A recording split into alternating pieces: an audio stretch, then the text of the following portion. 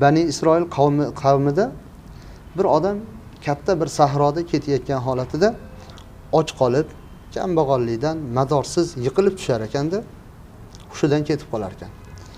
Bir hushiga kelib qarasa, katta sahro, hamma yo'q qum.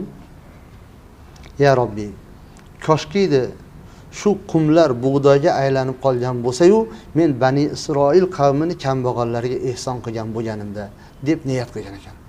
Shunda darhol Parvardigor Jalla va Alo ana shu davrni o'zini payg'ambariga vahiy qilib, falon sahroda meni bir do'stim yotibdi, shunga xush xabar berib qo'yingki, men uni nomai a'moliga shu sahrodagi qumlarni bug'doyga aylantirib ehson qilganni savobini berdimda, o'zini gunohlardan kechirib jannatga kirishlikni vojib qildim degan ekan. Yaxshi niyat bilan, niyat uchun. Yuqorida aytganimizdek, mu'minning niyati uni amalidan afzal. Uncha narsani mu'min qila olmashi mumkin, lekin haligi niyat tufayli Alloh unga nima qildi? Shu imkonni berdi. Shuning uchun dunyoda faqat yaxshi niyat